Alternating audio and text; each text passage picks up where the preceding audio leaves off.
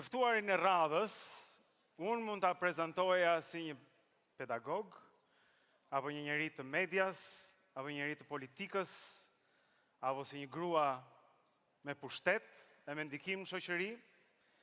Dhe ajo nuk e di në këto dimensionet ndryshme se për çfarë do të flas sot dhe jam po aq kureshtar sa ju ta dëgjojmë. Ju lutem ta mirpresim me një duartrokitje zonja Grida Duma.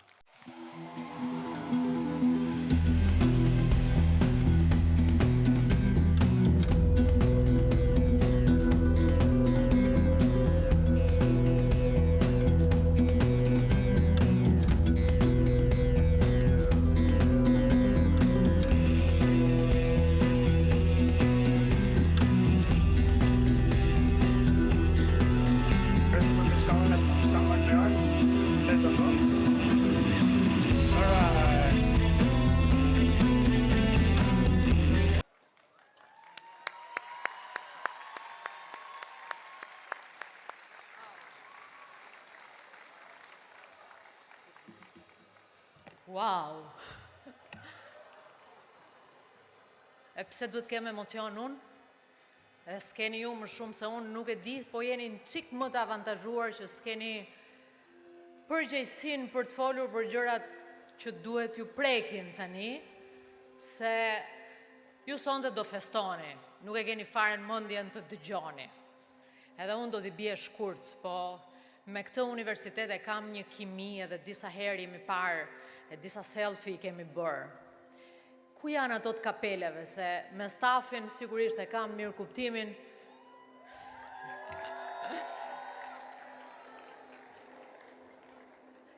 Po ja dolët, a? Po apo jo? Pse është kështu? Ja dolët. Ja dolët duke i marrë shpirtin vetes, duke marrë shpirtin, sakrificën, mundin, punën, parat, qindra prindërve që janë pas jush, që mirë ja keni bërë që i keni marrë shpirtin, se në fakt shpirti jeni ju. Jeni ju. Dhe megjithse mund të kemi shumë gabime si prindër, si pedagog, si role model, si njerëz të shoqërisë shqiptare që s'na e lën pa e vënë një bisht edhe kur bisht nuk kemi. Sërish, ditë ju them që ajo që ju pret përpara është një magji. Jo, një magji e cila nuk është një mrekulli, është një shtrigëri. Do ketë aty brenda shtrigat mira, të këqija, do ketë me ngjyra, e do ishte kollaj të kishim bardhëzi situatat, e ne si prindër, si pedagog, si njerëz që e shohim veten në përjetësi tek ju, do e kishim më kollaj t'ju andanim të mirën nga e keqja, nëse e mira me të keqen her pas here mos ishin bashk. Ju keni sot një momentum që merrni një diplomë në dorë. Ja keni dalë në një vend vështirë, në një fakultet apo universitet të mirë, dhe ja keni dalë me një bravo të madhe në një vend në të cilin shumë kush me atë zërin e djallit ju ka thënë e ç'të duhet të mësosh. E sigurt është që përgjatë rrugës ajo që do të shikoni është një krahasim i pafundëm sasior. Do t'ju thonë pa fund e qa arrit e ti, e qa bërë ti, e kur u bërë ti, u bone ti. Por, ndërsa do t'i dëgjoni këto, ju keni një avantazh të madh. Avantazhi juaj i madh është që duke nisur nga familjet tuaja, nga shtëpitë tuaja, e duke mbaruar te ky ambienti që ju kam gjetur her pas here në bashkëbisedime, ju keni marrë, le të themi, një nga edukimet më të mira, një nga investimet më të mira, çfarë do të thotë që keni një armaturë të mirë për të përballur të keqen.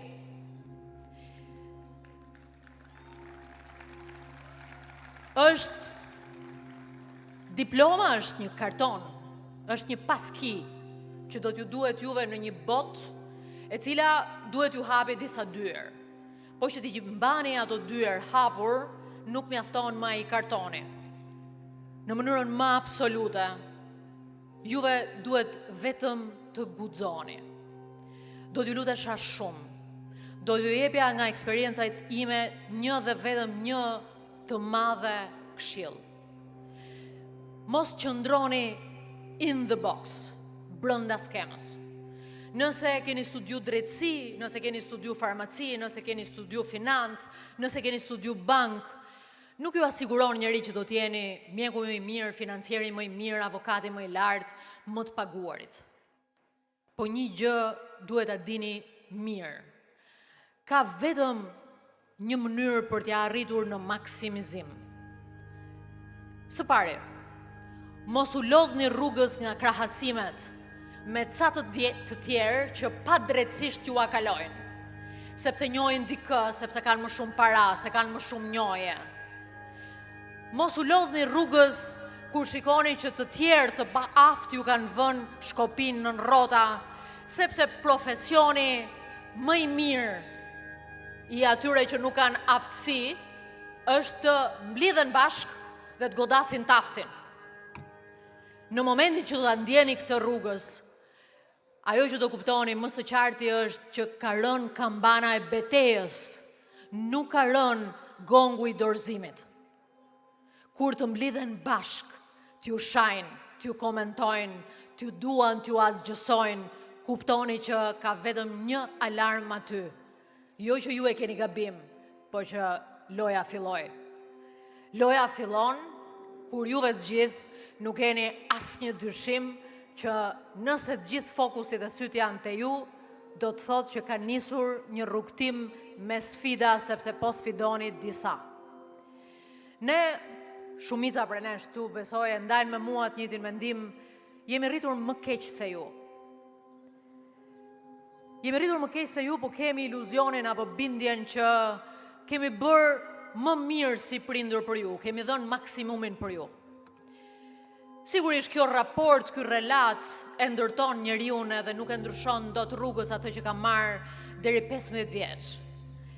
Por një gjë do t'ju a them për atë që i përket specifikisht Shqipërisë tonë, kulturës tonë, mentalitetit tonë. Nuk na e keni borxh atë që ju kemi dhënë.